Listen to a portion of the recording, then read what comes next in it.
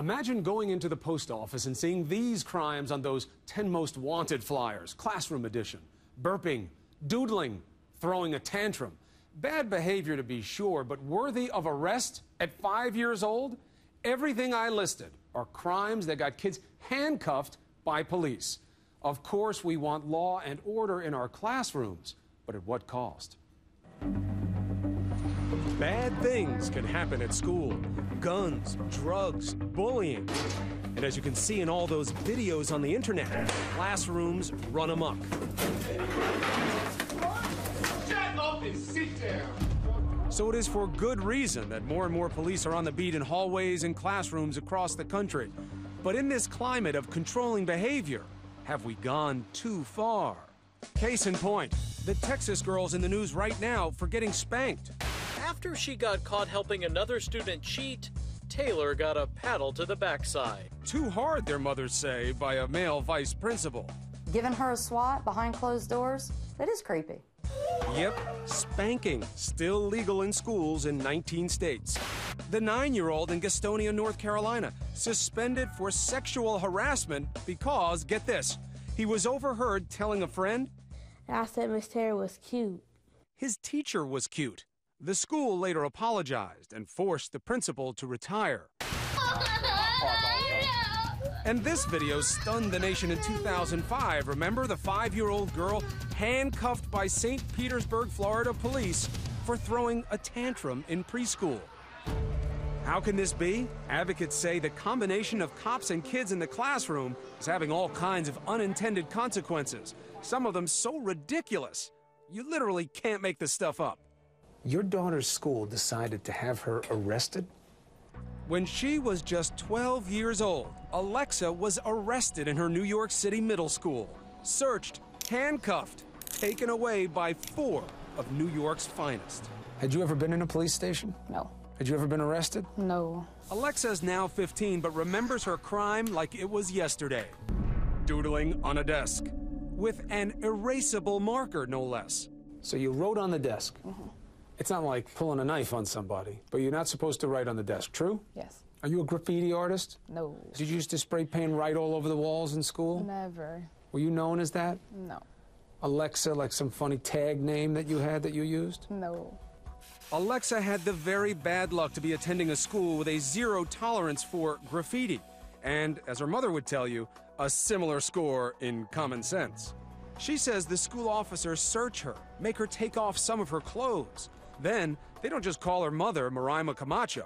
They call the cops from the precinct across the street. When I saw the police officer go for the handcuffs, and I said, you gotta be kidding me. So they arrest your daughter, they put her in handcuffs. Like a thug. Right. And she was not resisting arrest. Turned me over and hands behind my back.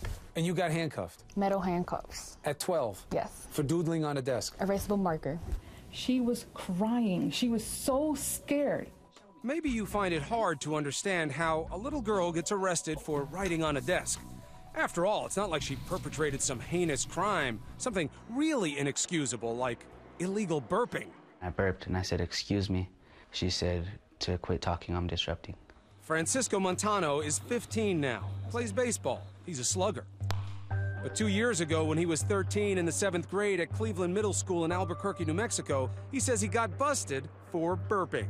The school and the police say it was more than that. He was disrupting the class and refused to obey the teacher. And for that, he got arrested. Officer came up to me. He said because I was disrupting the educational process, he handcuffed me and he drove me to the detention center. Then the detention center called his mother, Annette Montano. And he said, my son was arrested and detained for belching in class. I said, are you seriously telling me he's in jail for burping? And he said, that's what it looks like to me, ma'am. Francisco was never prosecuted. Instead, he's now suing the school and the police. The Albuquerque police say they only make arrests if the disruption is so bad the teacher can't teach and students can't learn. America's Most Wanted? They are not, says civil rights advocate Judith Browne Dianis. It is ridiculous. It is extreme discipline. We have gone over the top with this, and instead of teaching children the right behaviors, instead of nurturing them, we're hauling them off in handcuffs. Francisco Negron is with the National School Boards Association. I don't think there's a public school to prison pipeline, and I certainly don't think that the presence of school resource officers is in some way contributing to that. We know there are some bad things going on in our schools. There's gang activity, heavy drug activity, bullying in the extreme where the violence is real, and maybe you have to make sure that those kids get pulled out. Right. But that's not what we're talking about. Everyone wants safety in the schools. We want discipline in our schools. But we don't need to see our children put into the juvenile justice system for very minor behavior that could have been handled by a parent. An Education Department civil rights survey earlier this year shows nearly 100,000 kids arrested in schools. In New York, Alexa, our doodler, fought back. She sued the city. This is not about the money. We don't want this to happen again to any other child. While admitting no wrongdoing, the city paid Alexa a six-figure settlement. The criminal charges were dropped, and the case is sealed. But that arrest is still on Alexa's record. She has an arrest record. Her attorney, Joseph Rosenthal, says the school's wrong will haunt Alexa for years to come. For the rest of her life, she has to say, yes, I was arrested.